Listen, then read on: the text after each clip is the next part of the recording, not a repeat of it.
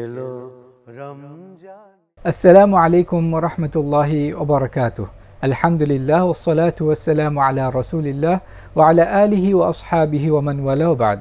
সুপ্রিয় দর্শক, আপনাদের স্বাগত জানাচ্ছি এডিএন বাংলার রমাদানের আয়োজন তারাউই ওয়া আল কোরআন অনুষ্ঠানে। আপনাদের সাথে আছি আমি জারির জাফরি এবং আজকের তারাউই সালাতে আল কোরআনুল কারীম থেকে তেলাওয়াতকৃত অংশের উপর আলোচনার জন্য আমাদের সাথে স্টুডিওতে আছেন শেখ ফাহিমুর রহমান হাফিজাহুল্লাহ। আসসালামু আলাইকুম ওয়া রাহমাতুল্লাহি ওয়া বারাকাতুহু। ওয়া আলাইকুম আসসালাম ওয়া রাহমাতুল্লাহি ওয়া বারাকাতুহু। আহলান ওয়া সাহলান শেখ। দর্শক, আমরা আজকে ১৬তম তারাউই সালাতে অংশগ্রহণ করেছি। আমরা আজকে সালাতে যেই তেলাওয়াত শুনেছি তা হচ্ছে সূরা আল ফুরকানের ২১ নম্বর আয়াত থেকে শেষ পর্যন্ত, সূরা আশ-শুআরা এটা পুরোটা এবং সূরা আন-নামলের ১ থেকে ৫৯ পর্যন্ত। আমরা এখন তেলাওয়াতকৃত অংশ থেকে আল্লাহ সুবহানাহু ওয়া তাআলার নির্দেশ এবং আমাদের করণীয় সম্পর্কে শেখ আমরা এখন যে আয়াত নিয়ে শুরু করতে যাচ্ছি প্রথমে, সেটা সূরা আল ফুরকানে। আউযু বিল্লাহি মিনাশ শাইতানির রাজিম। وكذلك جعلنا لكل نبي عدوا من المجرمين وكفى بربك هاديا ونصيرا। আলহামদুলিল্লাহ ওয়াসসালাতু ওয়াসসালামু আলা রাসূলিল্লাহ, আম্মা বা'দ। আল্লাহ রাব্বুল আলামিন এই আয়াতে যে বিষয়টি আমাদের জন্য স্পষ্ট করেছেন সেটা হলো যে প্রত্যেক নবীর জন্য মানে কিছু শত্রু তৈরি হয় এবং এই শত্রুরা নবীকে বিভিন্নভাবে কষ্ট দেয়। সুতরাং আমাদের প্রিয় নবী সাল্লাল্লাহু আলাইহি ওয়াসাল্লামের সময়ও একই অবস্থা হয়েছে। আগের আম্বিয়া কেরামদের বেলায়ও কদাচিৎ দু একজন বাদে সকলের জন্য একই অবস্থা হয়েছে। তো এখন পর্যন্ত এবং কিয়ামত পর্যন্ত এটাই দেখা যাবে, যখন হক কোথাও আলোচিত হবে, প্রচার হবে, হকের আয়োজন হবে, সেখানে বাতিলরা এসে এটার বিরোধিতা করবে। এটা খুব স্বাভাবিক ব্যাপার।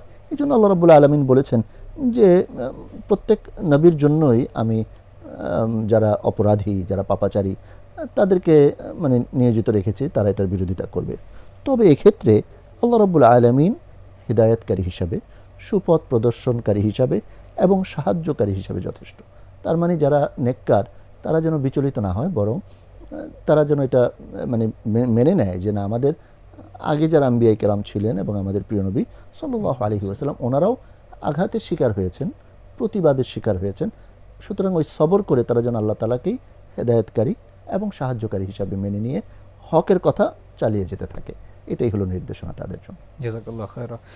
এরপর যে আয়াত নিয়ে আমরা আলোচনা করতে যাচ্ছি সেখানে আল্লাহ সুবহানাহু ওয়া তাআলা বলছেন, ওয়া ইবাদুর রহমানিল্লাযীনা ইয়ামশুনা আলাল আরদি হাওনান ওয়া ইযা খাতাবাহুমুল জাহিলুনা ক্বালু সালামা। আলহামদুলিল্লাহ, এখানে আল্লাহ তাআলার যে বান্দারা, নেককার বান্দারা, তাদের কিছু গুণাবলীর কথা বলা হয়। তারা কি করবে? একটা হলো, তারা যখন জমিনে পথ চলে তারা অহংকার ভরে চলবে না, তারা নম্রভাবে চলবে। কারণ কি? তারা জানে যে অহংকারের কোনো সুযোগ নেই এবং এই জমিনের নিচে আমাকে যেতে হবে। প্রথমত তাদের ভিতরে নম্র ভাবটা থাকবে সব সময়, চলাফেরা, কথাবার্তা, উঠা বসা, সকল আচরণে। আর পাশাপাশি যখন তাদেরকে জাহেলরা কোনো কটু কথা বলবে, তাদের সাথে ঝগড়া করতে আসবে, তখন তারা শান্তির বার্তা বলবে, সালামা, যেন আমরা শান্তি চাই, আমরা অশান্তি চাই না। এবং এটাই একটা মোমেনের মানে একজন মোমেন যে প্রকৃত মোমেন, কিভাবে বোঝা যাবে যে আল্লাহ তাআলার মানে প্রকৃত বান্দা? সে সবসময় নম্রভাবে চলাফেরা করবে এবং সে বিরোধিতাকারীদেরকে শান্তির বার্তা প্রচার করবে। এটাই তার স্বভাব হওয়া উচিত। জাযাকাল্লাহু খায়রা। এরপর আমরা যে আয়াতটি নিয়ে আলোচনা করতে যাচ্ছি সেখানে আল্লাহ সুবহানাহু ওয়া তাআলা বলছেন, ইল্লা মান তাবা ওয়া আমানা ওয়া আমিলা আমালান সালিহা ফাউলাইকা ইউবাদদিলুল্লাহু সাইয়্যাতিহিম হাসানাত ওয়া কানাল্লাহু গফুরার রহিমা। আলহামদুলিল্লাহ, আল্লাহ রাব্বুল আলামিন এখানে এর আগে মানে যারা আল্লাহ তাআলার বিরোধিতা করে বা অবিশ্বাস করে তারা তো জাহান্নামী হবে, কিন্তু যারা তাওবা করে এবং ঈমান আনে এবং সৎকর্ম করে তাদের ব্যাপারে আল্লাহ রাব্বুল আলামিন এত বড় সুসংবাদ দিয়েছেন যে আল্লাহ তাবারaka ওয়া তাআলা তাদের মন্দগুলোকে কল্যাণে, নেকে, সওয়াবে পরিবর্তন করে দেবে। সুবহানাল্লাহ। এবং মানে এইটা যে মানে কত বড় সুসংবাদ আমাদের জন্য এবং সকল মানবতার জন্য, যে কোনো অবস্থা থেকে যখন সে আল্লাহর পথে আসবে আল্লাহ রাব্বুল আলামিন তাকে এমনভাবে সাদরে গ্রহণ করছেন যে তার মন্দগুলোকে আল্লাহ তাআলা নেক দ্বারা পরিবর্তন করে দিচ্ছেন। এবং আল্লাহ তাবারাকা ওয়া তাআলা তিনি অত্যন্ত দয়ালু এবং তিনি ক্ষমাশীল। মানে এটা হলো একটা আশার বাণী ওই সকল লোকদের প্রতি যারা হয়তো অন্যায় করতে করতে অসহায় হয়ে গেছে, এখন সে কী করবে খুঁজে পাচ্ছে না। তাকেও আল্লাহ তাআলা ডাকছেন, তুমি আসো, তুমি আল্লাহকে মেনে নাও, তুমি তাওবা করো, সাথে সাথে তোমার জীবনের সব গুনাহগুলো মাফ হয়ে যাবে। সাথে সাথে আল্লাহ রাব্বুল আলামিন তোমার অন্যায়গুলোকে ভালো দ্বারা পরিবর্তন করে দিবেন। আলহামদুলিল্লাহ। সেই এখানে আমরা দেখতে পারি যে আল্লাহ সুবহানাহু ওয়া তাআলার কথা একটার সাথে যে আরেকটা কত সুন্দর মিল। সুবহানাল্লাহ। আল্লাহ সুবহানাহু ওয়া তাআলা বলছেন ওয়াখালিকাল ইনসানু দাঈফা, জি, জি। মানুষ দুর্বল দুর্বল করে সৃষ্টি আল্লাহ করা সৃষ্টি হয়েছে। করেছেন। মানুষ ভুল করবে, আদম আলাইহিস সালাম ভুলে জি, গেছেন, জি, আমরা জি। ভুল করব। এখানে আবার আল্লাহ আমাদেরকে অপরচুনিটিও দিচ্ছেন জি, যে জি। ভুল করে আবার তওবা করলে আল্লাহ এটাকেও আবার ভালো করে দিবেন। সুবহানাল্লাহ, সুবহানাল্লাহ। সুবহানাল্লাহ। এরপর আমরা যে আয়াতটি নিয়ে আলোচনা করতে যাচ্ছি সেখানে আল্লাহ সুবহানাহু ওয়া তাআলা বলছেন ওয়াল্লাযীনা ইয়াকুলুনা রাব্বানা হাব লানা মিন আজওয়াজিনা ওয়া যুররিয়্যাতিনা কুররাতা আ'ইউন ওয়াজ'আলনা লিল মুত্তাকিনা ইমামা। আলহামদুলিল্লাহ। এখানে নেককারদের কিছু গুণাবলী আছে, মানে তারা আল্লাহর পথ থেকে দূরে সরে যাবে না, তারা আল্লাহ রাব্বুল আলামিনের দরবারে দোয়া করবে, তাদের জন্য নয় শুধুমাত্র, তাদের পরবর্তী প্রজন্মের জন্য। এবং তারা আল্লাহ রাব্বুল আলামিনের কাছে দোয়া করে রব্বানা হাব লানা, হে আমাদের রব আপনি আমাদেরকে দান করুন, মিন আজওয়াজিনা ওয়া যুররিয়াতিনা, আমাদের স্ত্রীদের মধ্য থেকে, আমাদের পরবর্তী বংশধর থেকে, সন্তানদের মধ্য থেকে এমন লোকদেরকে বা এমন একটা প্রজন্ম আমাদেরকে দেন যারা আমাদের জন্য চক্ষু শীতলকারী হবে। অর্থাৎ তারা আপনার ইবাদত বন্দেগী করবে, তারা মুত্তাকি হবে, তারা ভালো পথে চলবে, যেন আমরা দেখে প্রশান্তি পেতে পারি দুনিয়াতে, পাশাপাশি আমাদের মৃত্যুর পর তারা আমাদের জন্য উপকারী হবে, তারা দোয়া করবে, ইস্তেগফার করবে।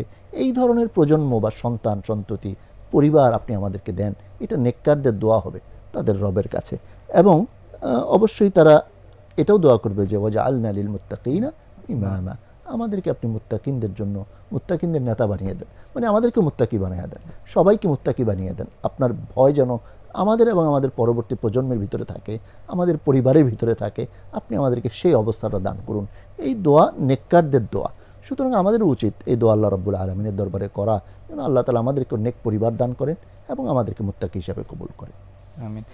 এখানে আরেকটা জিনিস আমরা দেখতে পাই যে আল্লাহ সুবহানাহু ওয়া তাআলা এই মুমিনদেরকে বলছেন, মুত্তাকিদের বলছেন এই দোয়া করতে। তার মানে এটা যে আমি মুত্তাকি বা আমার পরিবার, আমি হাজবেন্ড এন্ড ওয়াইফ আমরা ভালো আছি, তার মানে আমাদের সন্তানরা ভালো হয়ে যাবে অটোমেটিক, এরকম সবকিছু আল্লাহর কাছে আমাদের সবসময় চাইতে হবে এবং এর পিছনে পরিশ্রম করতে হবে, সময় ইনভেস্ট করতে হবে।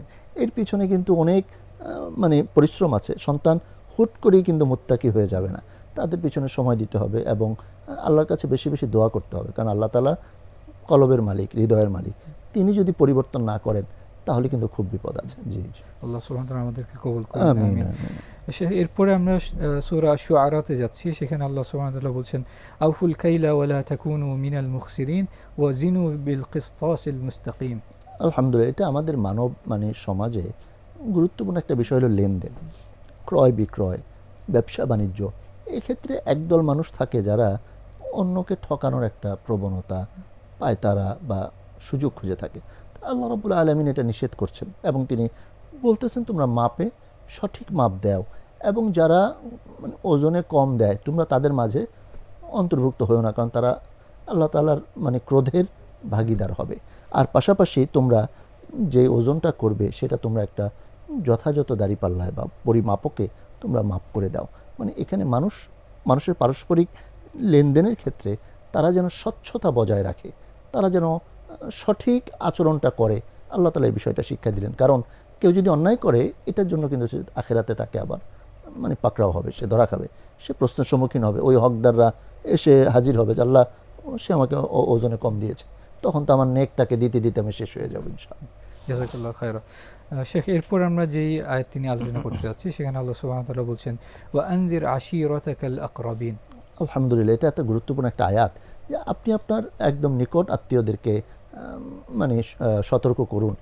এরপরেই কিন্তু রাসূলুল্লাহ সাল্লাল্লাহু আলাইহি ওয়াসাল্লাম ওই পাহাড়ে উঠে ওনার ওই মানে বংশধরদেরকে, বিভিন্ন কাবিলাদেরকে ডাকলেন, ডেকে দ্বীনের দাওয়াতকে একদম স্পষ্টভাবে প্রচার করলেন।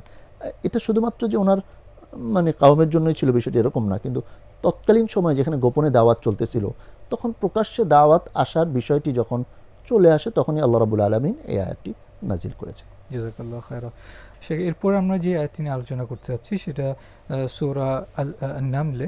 ওখানে আল্লাহ সুবহানাহু ওয়া তাআলা বলছেন ওয়াকালা রাব্বি আউজি'নি আন আশকুরা নি'মাতাকা আল্লাতী আন'আমতা আলাইয়া ওয়া আলা ওয়ালিদাই ওয়া আন আ'মালা সালিহান তারদাহ ওয়া আদখিলনি বিরহমাতিকা ফি ইবাদিকাস সালিহিন। আলহামদুলিল্লাহ। এই দোয়াটি হযরতে সুলাইমান আলাইহিস সালামের দোয়া। তিনি আল্লাহ তাআলার অনেক নিয়ামত পেয়ে তিনি আল্লাহর দরবারে দোয়া করতেছেন। আমরাও যেহেতু আল্লাহ তাআলার নিয়ামত অগণিত নেয়ামত ভোগ করতেছে। আল্লাহ তাআলা বলেছেন ওয়া ইন তাউদ্দু নি'মাতাল্লাহি লা তুহসুহা, আল্লাহর নেয়ামত গণতে চাইলে তোমরা কখনো শেষ করতে পারবে না। আমাদের এই দোয়া করা উচিত, যে দোয়ার অর্থ হলো যে হে আমাদের রব, আপনি আমাদেরকে তৌফিক দান করুন যেন আমরা আপনার প্রতি কৃতজ্ঞ হতে পারি। যা আপনি আমাকে দিয়েছেন, আমাদেরকে দিয়েছেন, আমাদের পূর্ববর্তীদেরকে দিয়েছেন, মানে পিতৃপুরুষ বা পূর্ববর্তীদেরকে দিয়েছেন, এবং আপনি আমাদেরকে সুযোগ দেন যেন আমরা নেক আমল করতে পারি। পাশাপাশি এই দোয়াও করা হচ্ছে যে যেই নেক আমল দ্বারা আপনি খুশি হবেন, এই নেক আমল যেন করতে পারি, এবং আপনি আমাদেরকে আপনার দয়ার দ্বারা আপনার নেককার বান্দাদের মাঝে অন্তর্ভুক্ত করেন। এখানে দেখা যাচ্ছে যে এই যে প্রত্যেকটা জায়গায় আল্লাহ তাআলার দয়াটা এত গুরুত্বপূর্ণ, এটা ছাড়া একজন মানুষ কখনো সফল হতে পারবে না, নেককার হতে পারবে না। শেখ আমরা এটাও দেখতে পারি যে সুলাইমান আলাইহিস সালাম আল্লাহ সুবহানাহু ওয়া তাআলার এত বড় এত কাছের একজন বান্দা, নবী হয়েও, নবী, জি জি, তারপর উনি দোয়া করছেন ওয়া আদখিলনি বিরহমাতিকা ফি ইবাদিকা সালিহিন। সুবহানাল্লাহ, এটা একটা মহান নিয়ামত। আল্লাহ যাদেরকে তার নেককার বান্দাদের মাঝে প্রবেশ করাবেন, অন্তর্ভুক্ত করবেন, এইটার জন্য আল্লাহর কাছেই চাইতে হবে। জাযাকাল্লাহু খায়রা। শেখ আমরা এই পর্যায়ে আপনার কাছ থেকে আজকের তারাবির সালাতে তেলাওয়াতকৃত অংশ থেকে নিষেধ এবং বর্জনীয় সম্পর্কে সংক্ষিপ্ত আকারে জানতে চাচ্ছি।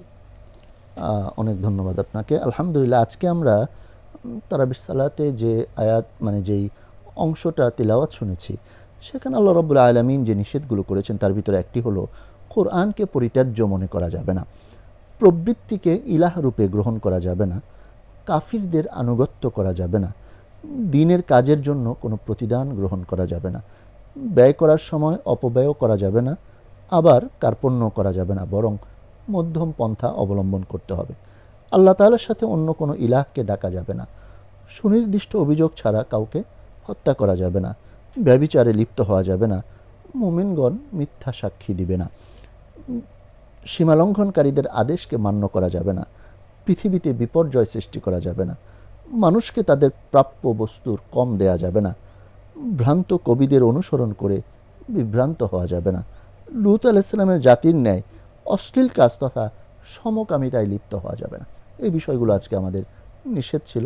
আল্লাহ তাআলা যেন সকলকে আমাদের এই নিষিদ্ধ বিষয়গুলো থেকে দূরে থাকার তৌফিক দান করেন। আমিন। জাযাকাল্লাহু খায়রা শেখ, আমাদেরকে সময় দেওয়ার জন্য। বারাকাল্লাহু ফিক। দর্শক, আমরা আজকে যা জানলাম এবং যা শুনলাম, আল্লাহ সুবহানাহু ওয়া তাআলা তা আমাদেরকে বুঝার এবং মানার তৌফিক দান করুন এবং আমাদের সিয়াম ও কিয়ামকে কবুল করুন। আমিন। আজকের মতো এখানেই বিদায় নিচ্ছি। আসসালামু আলাইকুম ওয়া রাহমাতুল্লাহি ওয়া বারাকাতুহু।